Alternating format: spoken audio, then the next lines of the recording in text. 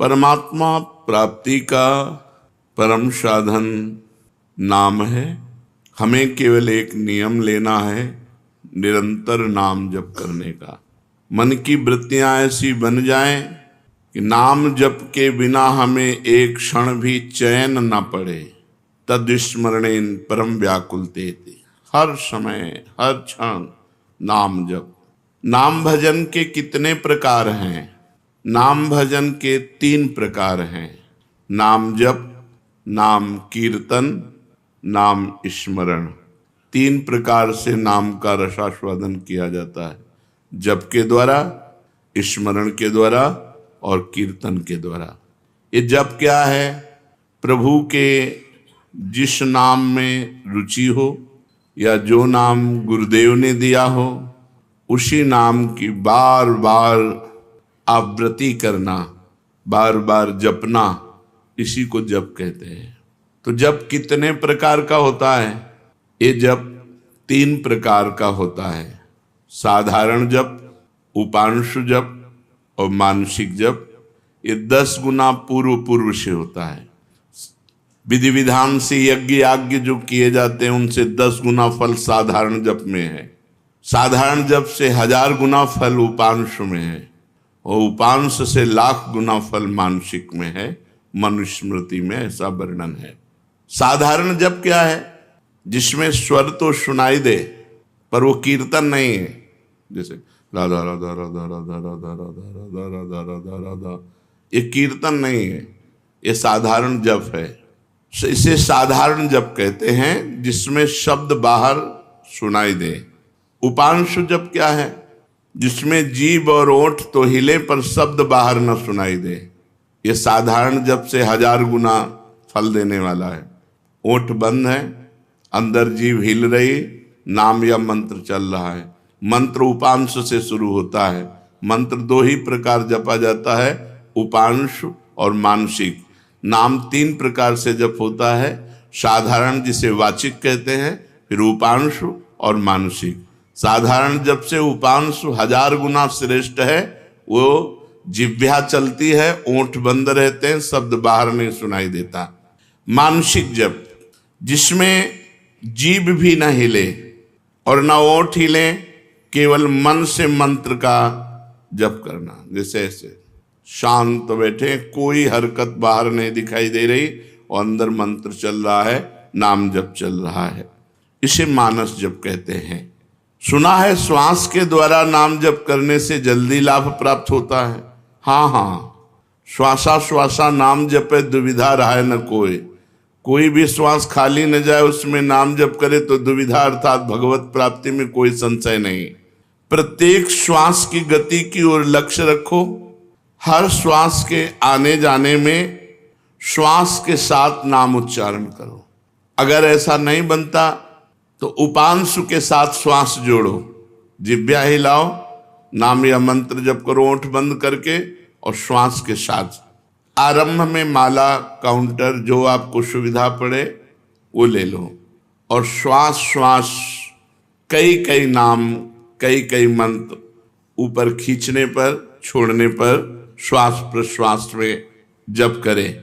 धीरे धीरे मन लगने लगता है, क्योंकि बिना मन के छूट जाएगा श्वास, श्वास की गणना छूट जाएगी। हर श्वास में नाम जप करना है। स्मरण क्या है? स्मरण युक्त जप किसे कहते हैं? स्मरण केवल मन की वृत्ति से होता है।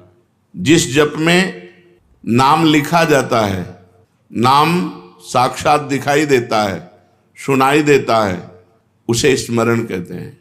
पूरी स्मृति में नाम या मंत्र विराजमान है, आप उसी में डूब कर जप कर रहे हैं। ये केवल मानसिक होता है, ये न वाचिक होता है न उपांश होता है, ये होता ही मानसिक है। इसीलिए प्रायः इस पर ज़्यादा देर साधक टिक नहीं पाते। नाम मंत्र चल रहा है, बार बार उसी की आवृत्ति लिख रहे हैं, बार बार उसी को सुन रहे हैं, लेकिन जिह्वा नहीं चल रही, कोई चेष्टा नहीं हो रही, अंदर ही हो रहा है। इसे जप स्मरण युक्त कहते हैं, स्मरण जप कहते हैं। ये मानस मूर्ति पूजा की भांति नामोक्षरों की भावना मन में कर सकते हैं। हाँ कर सकते हैं। जैसे श्री राधा वल्लभ लाल जी की रूप माधुरी सामने है, अब उनके मस्तक पर लिख रहे हैं मंत्र, उनकी छाती पे लिख रहे हैं, उनकी बाजुओं पे लिख रहे हैं, उनके चरणों में लिख रहे हैं, और बार बार जहाँ मन आया पूरे श्रीअंग का दर्शन करते हुए वहीं बार बार मंत्र लिख रहे हैं, बार बार नाम लिख रहे हैं। मानस मूर्ति की पूजा की भांति आपको लाभ देगा। क्या नाम अक्षरों की आवृत्ति का और कोई उपाय है? हाँ, मन की रुचि के अनुसार आप आकाश में कर सकते हो, आप हृदय में अपने कर सकते हो, आप अपने मस्तक पे कर सकते हो। मस्तक पे बार बार लिख रहे हैं अपने अंदर से, या आप अपने हृदय में लिख रहे हैं, या सामने बाहर लिख रहे हैं, जैसे आपकी रुचि बने। या आप नाम के पूरे गहने पहना दीजिए ठाकुर जी को। चरणों में नूपुर तो नूपुर की जगह नाम मंत्र, बाजुओं में बाजूबंद तो बाजूबंद की जगह नाम मंत्र, कुंडल की जगह नाम मंत्र, तिलक की जगह नाम मंत्र हम बार बार लिख रहे हैं। ऐसे जैसे भी बने अंदर से लिखते हुए नाम का स्मरण करना बहुत जोर का लाभ प्रदान करता है। तो नाम जप, नाम स्मरण, नाम कीर्तन। नाम कीर्तन में गगन भेदेश्वर होना चाहिए। उच्च स्वर स्तंभद सर्वदैव, ऊंचे स्वर से कीर्तन होना चाहिए। जितना उच्च स्वर से होगा उतना ही कीर्तन लाभ देगा। कीर्तन कितने प्रकार के होते हैं? अकेले भी ताली बजाते हुए भगवान नाम कीर्तन होता है। आर्त भाव से अकेले पुकारते हुए ताली बजा रहे भगवान के नाम का कीर्तन, या कई लोग मिलकर के भगवान नाम कीर्तन कर रहे हैं, भगवान का गुण कीर्तन कर रहे हैं। मृदंग है, मंजीर है, ढफ आदि वाद्य बजाते हुए कई लोग मिलकर भगवान के नाम का कीर्तन, गुण कीर्तन। संकीर्तन का क्या प्रभाव है? जहां तक नाम पहुंचेगा वहां तक निष्पाप कर देगा। जिनके कानों में, पशु पक्षी जिनके भी कानों में नाम ध्वनि, गुण ध्वनि पहुंची, गुण ध्वनि चतुरासी जी, जैसे आप चतुरासी जी गायन करते हैं, ये गुण ध्वनि है, महिमा ध्वनि है।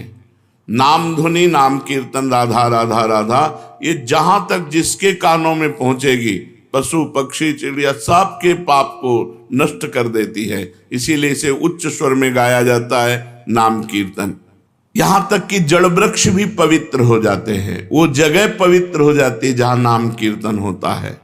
ये तो हम समझ गए। अब हर समय नाम जप कैसे हो? भगवान के नाम में महत्व बुद्धि होने से, अपनी भूल पर पश्चाताप होने पर, मैं क्यों भूल गया इतने सेकंड नाम, और बार बार नाम की आवृत्ति अभ्यास करने से, अभ्यास की कमी के कारण, महत्व बुद्धि ना होने के कारण, भूल जाने पर पश्चाताप ना होने के कारण आपका भजन छूटता है। पूर्ण विश्वास करो इसी नाम से सब कुछ हो जाएगा। नाम में रुचि हो जाए, नाम में प्रेम हो जाए, यही हमारी साधना की पूर्णता है। विश्वास और प्रेम ही भजन है। भजन क्या है? विश्वास और प्रेम। नाम में रुचि और विश्वास है कि इसी नाम जप से सब कुछ हो जाएगा। नाम में ही विश्वास और नाम में ही रुचि, इसे ही भजन कहते हैं।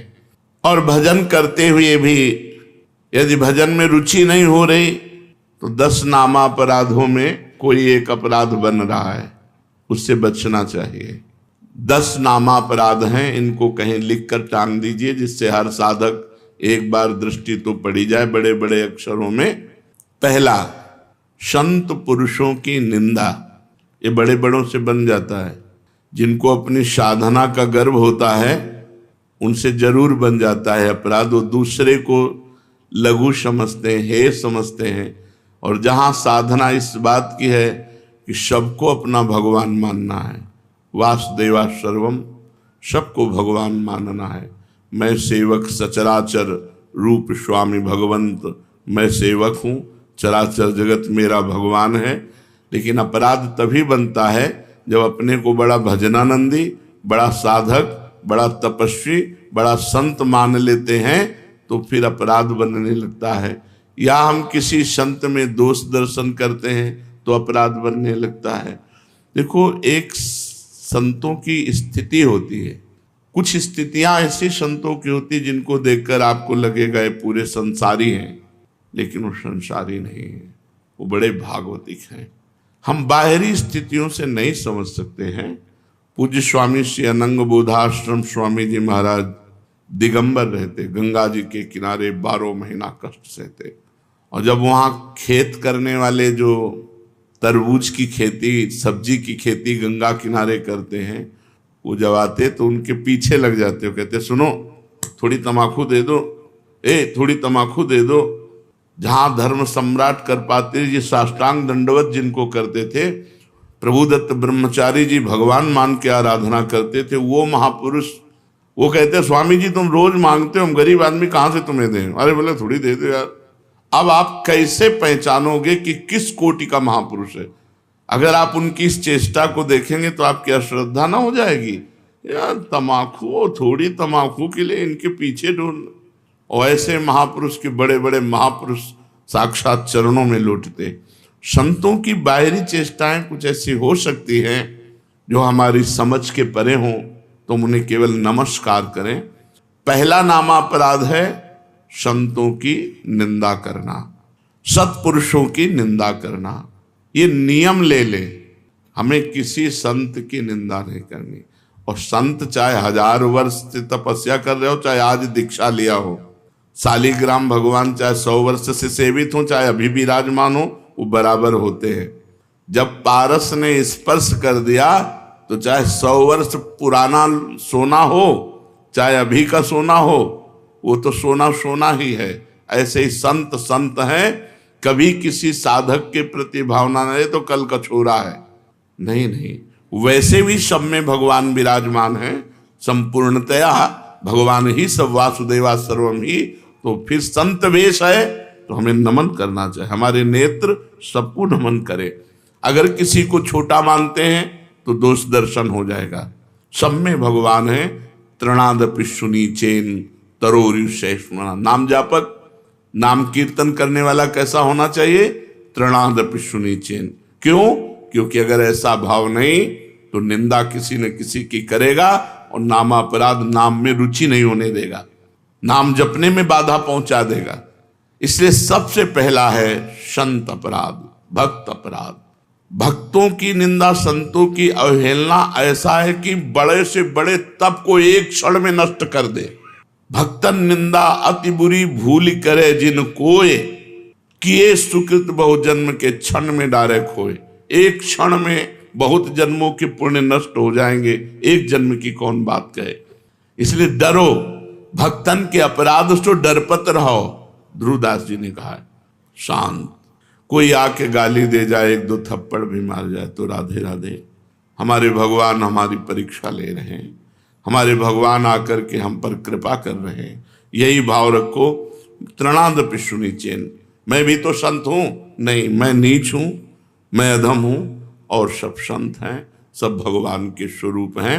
ऐसा मानने वाले से कभी अपराध ही नहीं बनता।